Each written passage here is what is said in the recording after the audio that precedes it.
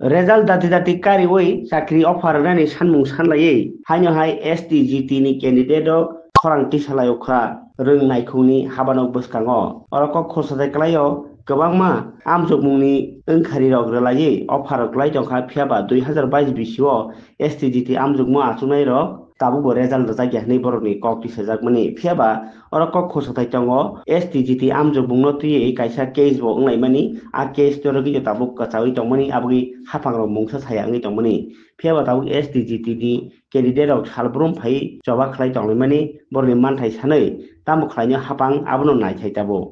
বিগত আমরা 2022 এ এসটিজিটি আমরা एग्जाम দিয়েছি সেই एग्जामेর পরিপ্রেক্ষিতে আমাদের মানে রেজাল্ট পাবলিশের জন্য আমরা কিন্তু বারংবার এখানে আসছি এবং কোয়ালিফাইডের জন্য আমরা এখানে আসছি আমরা যতবারই আসছি আমরা সেভাবে স্যাটিসফাই হতে পারছি না তারা আমাদের মানে পরিষ্কারভাবে কোনো কিছু জানাচ্ছেন না বিগত 3 বছর ধরে আমাদের এখানে অপেক্ষা করতে হচ্ছে যে আমরা অ্যাকচুয়ালি আমাদের মানে বিষয়টা কোনখানে গিয়ে আটকে আছে এতদিন আমরা জানতে পেরেছি যে আমাদের একটা মানে এসএপি হয়েছে কোর্টে এটারও মানে সমাধান কতটুকু সেটাও আমরা সেরকম ভাবে জানতে পারছি না এখন আমাদের বারবার একটাই দাবি নিয়ে আমরা এখানে আসছি যে আমাদের যে 3টা বছর পার হয়ে গেল সে 3 বছরের মধ্যে আমরা অনেকেই আছি যে আমরা ওভারইজের পক্ষে আমাদের দ্বিতীয়বার एग्जाम আমরা বসতে পারবো না আমাদের মানে কোনো বিকল্প কোনো আমাদের কাছে কোনো রাস্তা নেই আমরা বারবার সেটাই দাবি করে আসছি যে আমাদের রেজাল্টটা পাবলিশ করা হোক অতি সত্বর পাবলিশ করা হোক এবং আমাদের যতজন কোয়ালিফাইড ক্যান্ডিডেট আছে তাদের সবাইকে আমাদের ব্যাগেন পোস্ট যেটা আছে সেটা যেন সবাইকে দিয়ে রিক্রুটমেন্ট পলিসিটা সম্পূর্ণ করা হোক সেই দাবি নিয়ে আমরা বারবার আসছি আজকেও আমরা সেই দাবি নিয়ে এখানে আসছি যাতে আমাদের রেজাল্টটা পাবলিশ করা হোক অতি সত্বর কারণ 3 বছর অতিক্রান্ত করা একটা মানুষের জীবন মানে 3টা বছর চলে যাওয়া কোনো কম না 3 দিনের যে জায়গার মধ্যে 3 মিনিটের যে জায়গার মধ্যে কারোর মানে নিঃশ্বাসে বিশ্বাস নেই সেই জায়গার মধ্যে আমরা 3টা বছর পার হয়ে গেছি যদি সরকার কোনো ডিসিশন নেওয়ার ছিল যদি এটা অন্যরকম ডিসিশন সেটা 3 বছর আগেই নিতে পারতো পরীক্ষাটা তখন যদি খারিজ করে দেওয়া হতো তাহলে আমরা হয়তো এই নিয়ে এত আশাবাদী হতাম না কিন্তু আমরা আশাবাদী আছি এই কারণে কারণ আমরা যতবার গিয়েছি শুধু একটাই বলতো যে তারা কোনো ভালো ডিসিশনে যাবে তারা আমাদের জন্য ভালো চিন্তা ভাবনাই যাবে কিন্তু এখন দেখা যাচ্ছে এতটা দিন মানে চলে যাওয়া সত্ত্বেও আমাদের কাছে কোনো সেরকম কোনো উত্তর আমরা পাচ্ছি না তো বিগত দিনও আমরা সেই লড়াই লড়েছি আজও আমরা সেই লড়াই লড়ছি সেই আশায় আমরা এখানে আসছি যে আমাদের অতি সত্বর আমাদের রেজাল্টটা পাবলিশ করে যাতে আমাদের রিক্রুটমেন্ট পলিসিটা সম্পূর্ণ করা হোক আমরা যতজন কোয়ালিফাইড ক্যান্ডিডেট আছি তাদের সবাইকে যেন একসাথে নিয়োগ করা হোক আমরা সেই দাবি নিয়ে এখানে বারবার আসছি হাজার বছর যা एग्जाम হয়েছিল এখনো পর্যন্ত রেজাল্ট দেওয়া হয়নি আবার নতুন বুঝ বলে নিব ছাত্রপদ তাহলে আমাদের 230টা নিয়ে एग्जाम দিয়েছি এখন যদি 172টা যদি এসসিরা কমিয়ে যায় তাহলে আমরা তো কিছু করার নাই কেস দিয়ে দিব কারণ 230টা নিয়ে সরকার যদি রিজার্ভেশন করে মেইনটেইন না করলে জেনারেল বাকিরা এসসিরা তো কেস তো দিবই রিজার্ভেশন মেইনটেইন করে না সরকার এখনো পর্যন্ত কোর্টে ডেটের পর ডেট আমরা কি সারা বছর এমনি থাকবো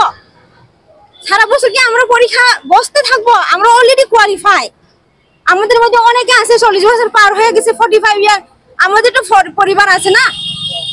আমাদের তো সন্তান আছে আমরা কি পরিবার দেখবো না পড়াশোনা করব বয়সের অনুযায়ী তো পড়াশোনা করতে হয় 2022 অলরেডি পরীক্ষা আমরা বসেছিলাম সবাই পাস করেছি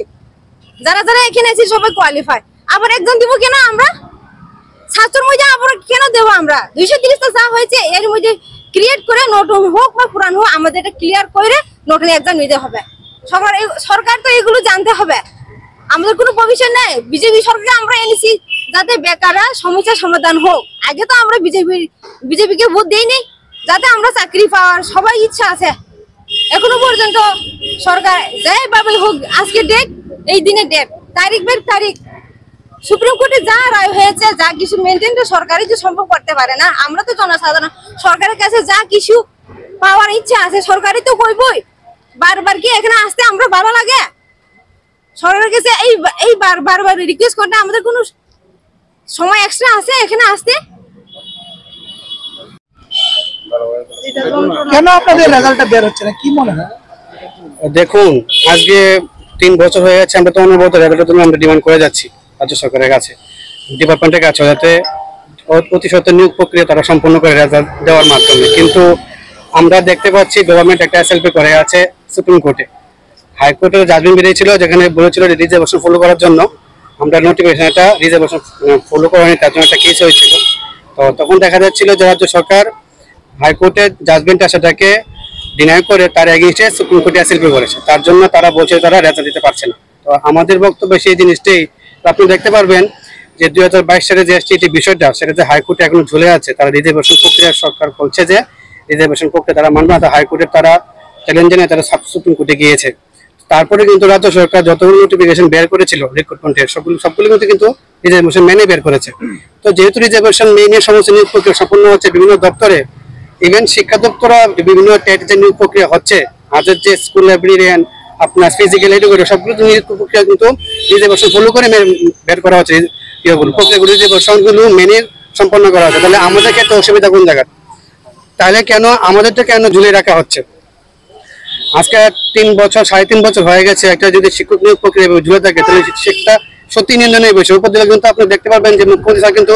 বিগত দিনেও আপনার একটা নিউজ আমরা সামনে দেখতে পারলাম, উনি বলছে যে শিক্ষক সরকার রাজ্য জুড়ে আছে 10 দেওয়ার পর একটা বড় একটা শিক্ষক সভা দেখা যাচ্ছে।